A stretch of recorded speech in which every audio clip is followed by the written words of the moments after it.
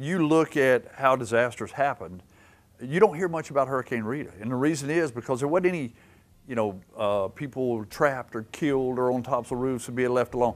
This was a community of Southwest Louisiana that has great pride in it and has some of the best people in the world that lives here. They didn't want a hand out. When the hurricane hit, all they needed was a hand up.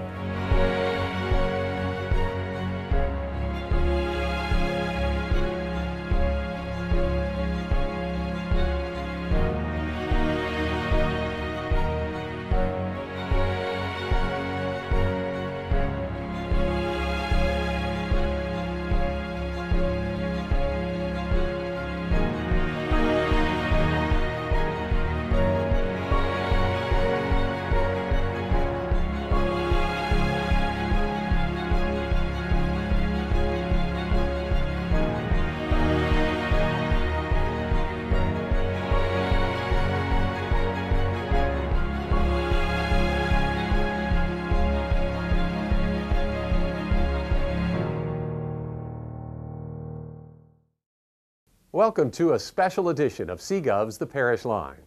In this program, we'll look back 10 years after Hurricane Rita from the perspective of the parish officials who made the crucial decisions that affected our lives. In the days before Rita, it had been nearly 50 years since a major hurricane had directly hit Southwest Louisiana. Most citizens and no public officials had experience in dealing with the impact. To complicate matters, thousands of evacuees were housed in Calcasieu Parish from Katrina. Forecasts for where Rita would strike were uncertain.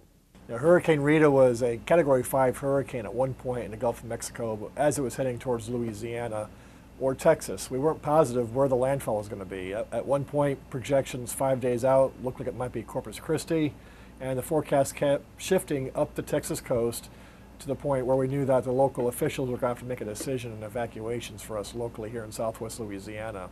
The real work of Hurricane Rita started on Monday, September 19th, 2005. That's when it became apparent that Hurricane Rita was going to come into the Gulf, and we worked through that week. We activated the Emergency Operations Center and had a series of meetings that eventually led up to the order to do a mandatory evacuation on Thursday morning. When we issued a mandatory evacuation for Calcasieu Parish, the people had been seeing what had happened in Katrina. And we probably got 95% of the people out of here. And that's just such a blessing. One of the things that happened during that time, we were able to review our plans, go over what our response might be, what roads needed to be cleared first, and a host of other things. But most importantly was getting a plan together to evacuate the evacuees who were already here. In the course of that, we realized we also had about over 2,000 people here in the Southwest Louisiana area that did not have adequate transportation, so we had to add them into the numbers. Consequently, we went to the school board, and the school board closed school early on Wednesday, and we were able to access their school buses along with some coach buses that were available through the federal government. And we had a successful evacuation of all of the Katrina evacuees as well as the critical needs transportation folks that we had here in Southwest Louisiana. You try to wait as long as you can, and the evacuation decision was made and was given early in the morning when you still had time for people to leave, but you don't call it in the middle of the night because you don't want to start an evacuation at that time. So you do have a window where you have to make decisions one way or the other. It turned out to be a good decision, and most people left, and it turned out to be the right one, and sometimes it doesn't hit, but sometimes it does. And so in this case, we felt like it was really a good outcome. Hurricane Rita was a Category 3 at landfall with wind speeds of 120 miles an hour, and the storm surge along the coast, the best that we can see would be around a 15 to maybe 18-foot storm surge. From the storm surge perspective, pretty much almost the entire Cameron Parish was underwater at some point or another. There are a few high spots around the Grand Lake area, but otherwise, especially the lower end of Cameron Parish, closer to the coast, was pretty much wiped out. Very few buildings survived down there from the storm surge. Further inland, we did have a little bit of storm surge problems even as far inland as Lake Charles. But the big story in Calcasieu Parish was probably more from the wind perspective, where we had wind gusts over 120 miles an hour. That seems like it lasted for 8 to 12 hours. in the eye wall of a hurricane, or around the edge of the eye wall of a hurricane, there can be hundreds, if not thousands, of eye wall vortices that will drop down that cause tornado-like damage. And so between Lake Charles down to the coast, as far west as Beaumont, there are probably hundreds, if not over 1,000 vortices, tornado-like vortices that touch down. Citizens were scattered across the South. Power was out in the entire parish, and trees were on thousands of homes. Decisions needed to be made. How could parish officials, acting with local cities, state, and federal agencies, unite to begin the recovery? The Executive Policy Group came out of Hurricane Rita, and that's simply the agreement formally between the parish as the emergency entity coordinating the response and the 6 cities within the parish and the sheriff. And they form a team that actually makes decisions on things like evacuation, shelters, and so forth. But we were the core group that made the decision. And there was times we would run everybody out of the room. And we would take hard decisions and look at them and say, hey guys, we don't care if we don't ever get reelected to an office again. We've got to make sure during this time frame we do the right thing, what's right for the entire parish. Throw all politics aside, we worked as a team, we worked in unison. When we were in those meetings, we'd point, counterpoint. Even sometimes it could get argumentative, but we had to do what was right overall. We were trying to use every resource we had to make the right decision and what we were going forth on, and it was all because the people were listening. That was one of the things that you almost had to err on the side of, no, you can't come back yet, you can't come back yet, because we didn't have the infrastructure up. And these guys wanted to get back. They wanted to come into parish, and you know, we got a bunch of good old country boys, all American people that want to come back and take care of their own. And they wanted to come in here and cut the trees off their house or fix their roofs or get everything done. But we didn't have the infrastructure here. And we had the curfew, the dusk to dawn curfew. If somebody was out there with a chainsaw and they cut their leg, there was no ambulance to come get them. There was no hospital to take care of them. There was no doctors in town. So we had to tell the people, hey, hang tight. I know we've got a mandatory curfew on this, and we'd locked down the parish that people weren't at that time able to come back. But it was a situation because we were trying to get things done in a safe manner. And once we were able to reestablish the infrastructure stuff, the electricity and water and things like that, these people came back, and they wasn't looking for somebody to do a job for them. They wanted to do their own jobs. They wanted to take care of themselves and their neighbors. And then we had a lot of outside groups come in, church groups from all over the United States. But all that helped in the recovery. It was a part of that. 10 years have passed. What has the parish changed to be better prepared for the next storm? It's helpful to reflect 10 years later. What have we learned from Hurricane Rita? One is that we are vulnerable to storms here in Southwest Louisiana. Now that may seem obvious, but when Rita hit, it had been many, many years since we got hit by a hurricane, and most of us got kind of complacent.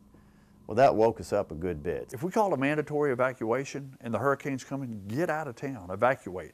I guess I would be better at evacuating, or the people would be better at evacuating, setting aside money for evacuation, things like that, being prepared, have something set back so you could evacuate. Make sure you have full tanks of gas, all those kind of things that you see those checklists and you say, it's never going to happen here. It did. I think it's important for people to kind of go back over the review sheets that are out there that are available from the National Weather Service, FEMA, local OEP offices that have reminders on things to do in preparation for evacuations, and what kind of equipment do you need to bring with you, what kind of medicines, what kind of foods and paperwork that you need to bring with you if you evacuate. That's the kind of stuff that you did it back in 2005, but odds are we've forgotten a lot of stuff that we did back then, that we need those reminders still. At the police jury, on an internal basis, one of the things we learned was we had to do a better job of getting our people in place in the event of a disaster. And so since Rita, we formed what's called a green team and a red team. And the green team is a set of employees that knows well in advance that they need to be actually coming back to help with the response before the parish is open for business again or offices are open. And that's been critical because you need everybody here as soon as you can, but just as important, the red team where it was everybody else. And we said, just don't come back yet until you get the go. And so knowing what you're going to be doing in a storm is peace of mind for the employee, it's better planning for the organization, and therefore the public is served much better that way. We have been working on the Green Team plan for the past several years. We exercise that. We also have annual meetings to go over what's expected of the employees, who's on the list, how to contact them, supplies that they need to survive for the few days that we might be working without supplies. We think that this is really going to enhance the recovery, the immediate recovery period. We haven't had to test it yet, thankfully, but there are plans in place for that. One of the most important lessons we learned was in communicating with the public. How could we better reach all of the evacuees who desperately wanted information? By the time Hurricanes Gustav and Ike hit in 2008, CGov was able to begin streaming press briefings and delivering important information in video format online. The parish website, cppj.net, began posting official emergency information, and the Office of Homeland Security and Emergency Preparedness introduced CalcaShout. The storm was devastating, but local agencies were able to use federal recovery money to change the parish in positive ways.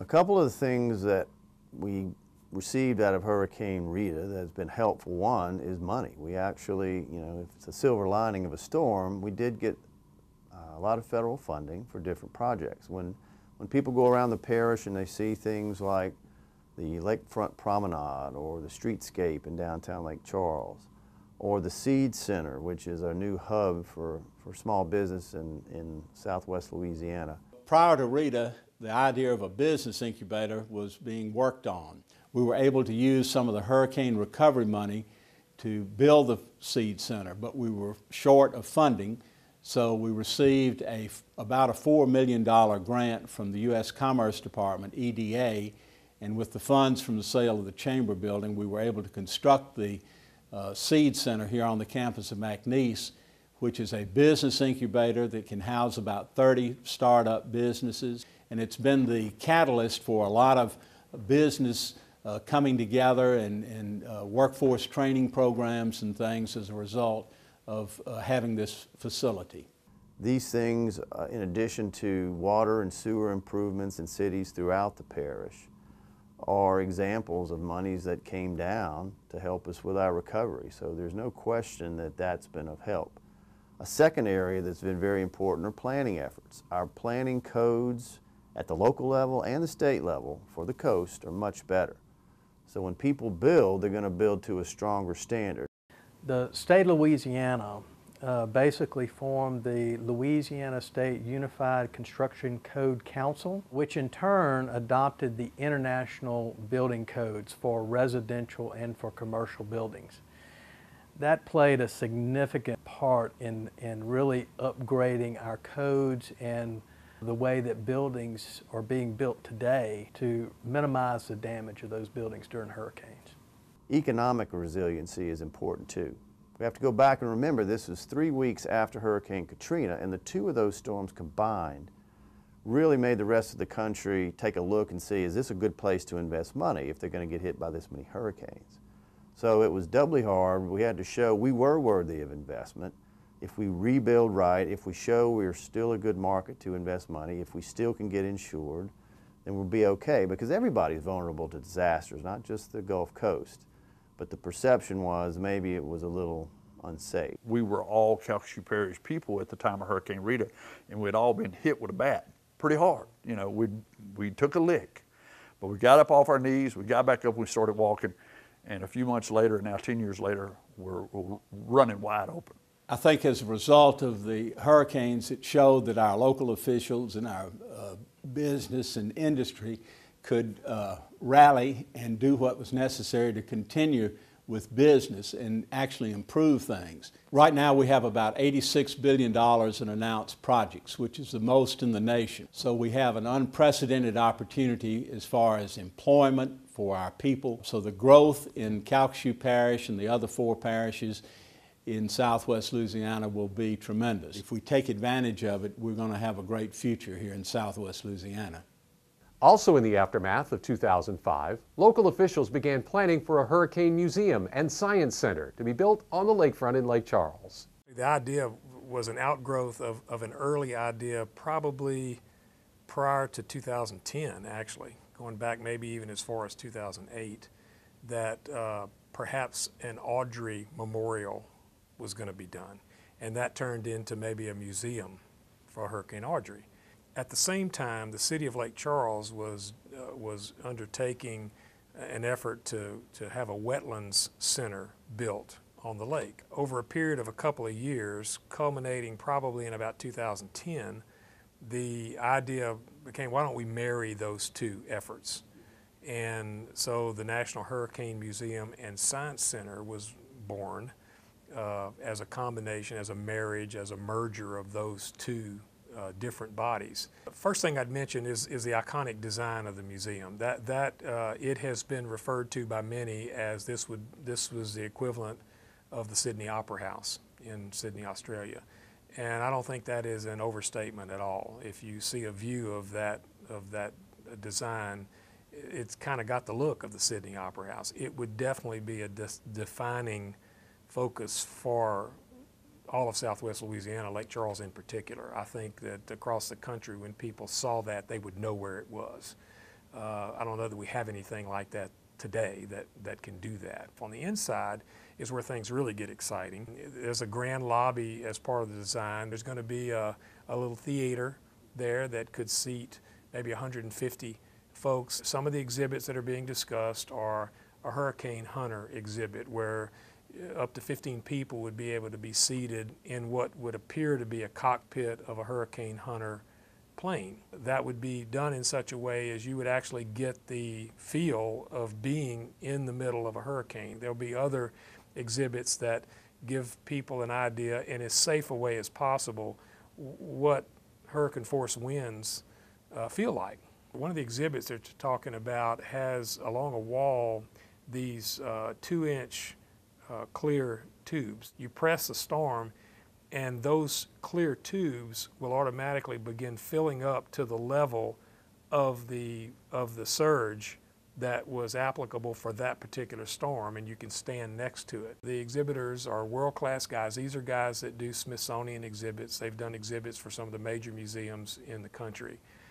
We're building into the facility itself areas where broadcast from the Weather Channel, Al Roker if necessary, whatever national broadcast when a hurricane forms and is in the Gulf or in the Atlantic and is beginning to threaten, we would fully expect that some of the national broadcasts could be done at this museum, which also brings further goodwill to the area. We have the opportunity to do something here that's very special, and that even above and beyond all of the industrial development that's taken place here, I mean, $80 billion worth of stuff is really good.